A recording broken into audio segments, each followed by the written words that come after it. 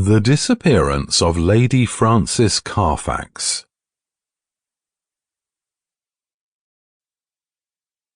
"But why Turkish?" asked Mr. Sherlock Holmes, gazing fixedly at my boots. I was reclining in a cane-backed chair at the moment, and my protruded feet had attracted his ever-active attention. "English," I answered in some surprise. "I got them at Latimer's in Oxford Street."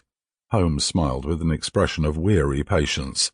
"The bath," he said, "the bath. Why the relaxing and expensive Turkish rather than the invigorating homemade article?" "Because for the last few days I've been feeling rheumatic and old. A Turkish bath is what we call an alterative in medicine, a fresh starting point, a cleanser of the system. By the way, Holmes," I added, "I have no doubt the connection between my boots and a Turkish bath is a perfectly self-evident one to a logical mind, and yet I should be obliged to you if you would indicate it." "The train of reasoning is not very obscure, Watson," said Holmes with a mischievous twinkle. "It belongs to the same elementary class of deduction which I should illustrate if I were to ask you who shared your cab in your drive this morning."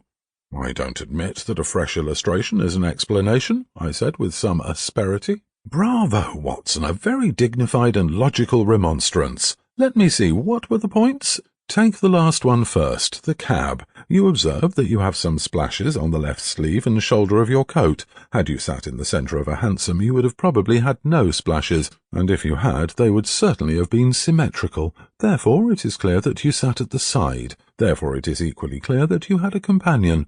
"That is very evident." "Absurdly commonplace, is it not? But the boots and the bath?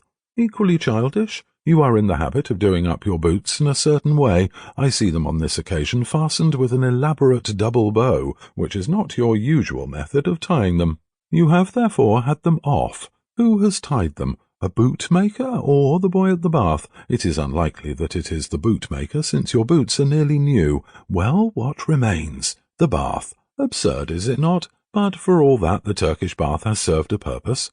"What is that?" "You say that you have had it because you need a change. Let me suggest that you take one. How would Lausanne do, my dear Watson? First-class tickets and all expenses paid on a princely scale?" "Splendid, but why?" Holmes leaned back in his armchair and took his notebook from his pocket.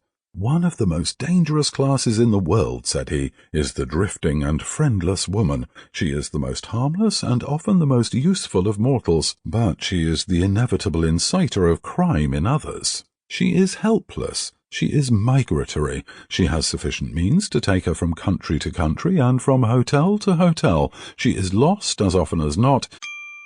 Sample complete. Ready to continue?